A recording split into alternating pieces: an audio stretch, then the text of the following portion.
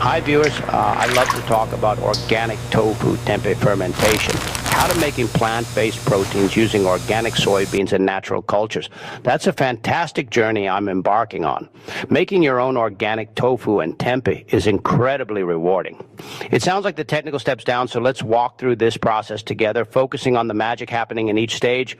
Your organic soy protein adventure, part 1, crafting tofu, the amazing curdling process. Remember, traditional tofu isn't fermented. It's a marvel of simple chemistry, turning liquid soy milk into a solid block of protein. Phase 1, getting started and soaking the beans. Think of this as waking up your soybeans, the good stuff. Start with the best organic, non-GMO soybeans you can find. Your final tofu is only as good as your starting beans. A good wash. Give those beans a thorough rinse to clean off any dusty bits. The big drink. Plop the clean beans into a big bowl and cover them generously with fresh filtered water. They need a long drink, 8 to 12 hours, to fully hydrate and swell up, making them perfect for grinding. If it's warm in your kitchen, pop them in for it.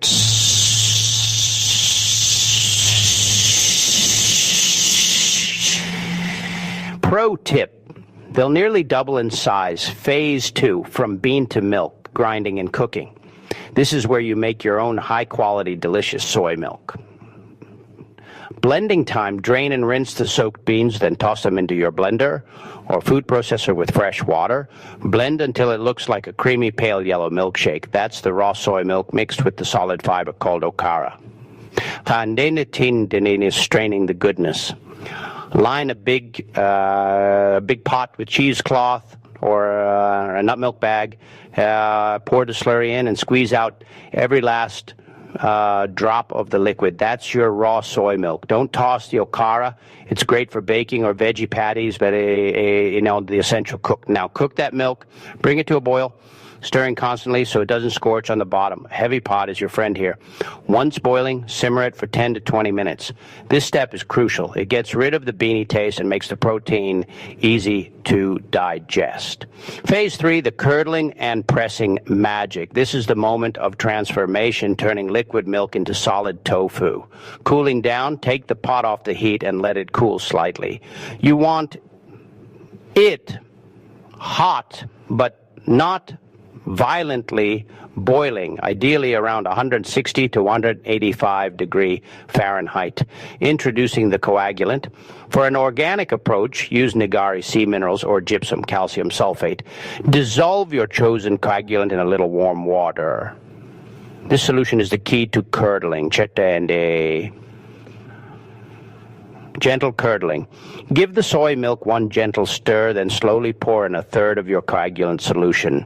Give it 1 or 2 more very gentle stirs, cover, and wait 5 minutes. Sprinkle the rest of the solution on top and cover again for 15 to 30 minutes. Don't touch it. You'll see the gorgeous white curds separate from the yellowish whey. Success. Pressing for firmness. Scoop those beautiful curds into your cheesecloth-lined tofu press or mold. Fold the cloth over and apply a gentle weight. Press for 15-30 minutes for soft tofu or 1 to 2 hours for firm tofu. The longer you press, the firmer it gets. The setting bath. Once pressed, remove the tofu block and immediately dunk it into a large bowl of cold water for at least 30 minutes. This stops the pressing and helps the block firm up beautifully. Enjoy your homemade organic tofu, part 2. Making tempeh, the fabulous fermentation. Tempeh is a true champion of fermentation where a friendly mold, rhizopus, binds the beans into a delicious, nutrient-dense cake. Phase 1. Preparing and acidifying the beans. We need to get the beans ready for their best friend, the mold. Soak and dehull. Just like with tofu, soak your organic beans. But here's the crucial step. You need to dehull them. Rub them together after soaking to split them, then rinse away the outer skins. The mold needs easy access to the inside of the bean.